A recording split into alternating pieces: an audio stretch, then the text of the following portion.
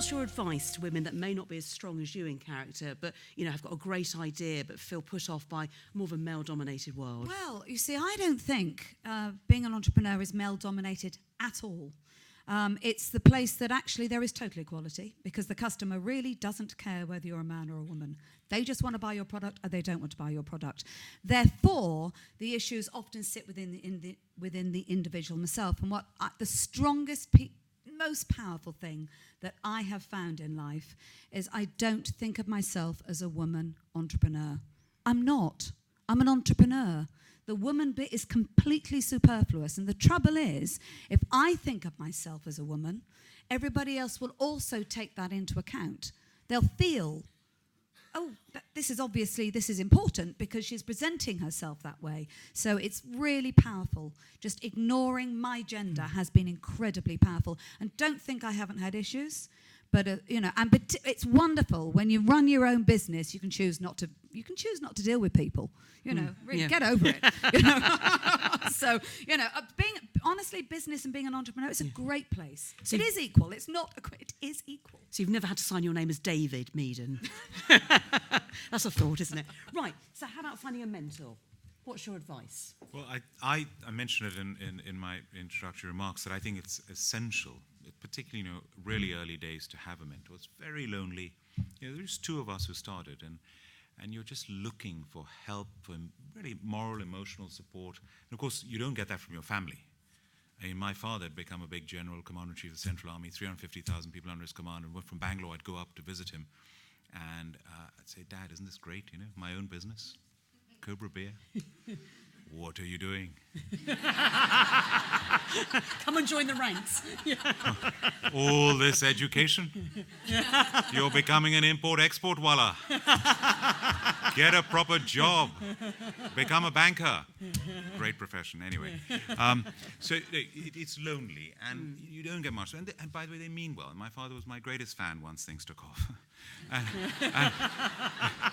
But to get a good mentor, and I mentioned Uncle Keshav. Our mentor was my business partner's uncle, and he had flown in the Second World War in the Royal Indian Air Force as a fighter pilot. He later worked around the world. He lost both his legs through diabetes, but every time we walked into that study, he'd be there, sitting there with a smile. "Come on, boys, tell me your problems."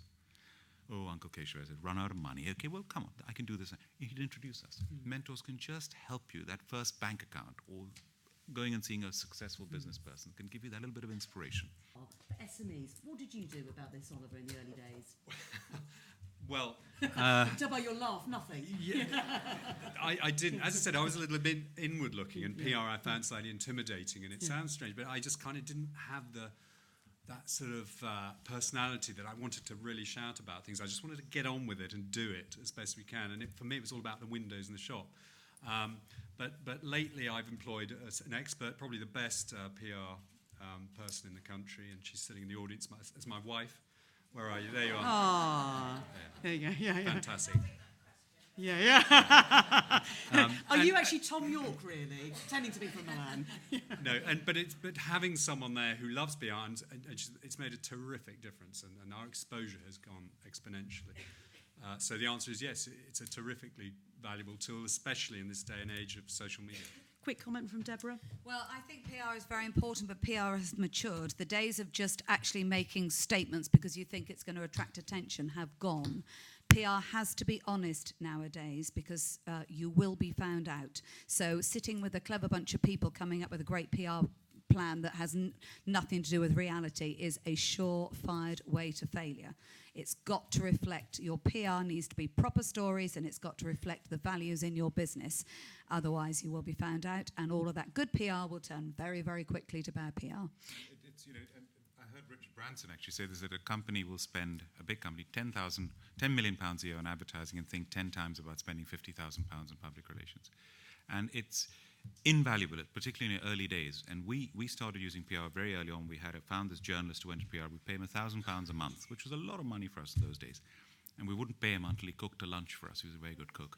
But he managed to get this one article in the Sunday Times, very early on in Cobra's days, where they positioned us, and it wrote about me and the owner of Kingfisher Beer, who's a billionaire.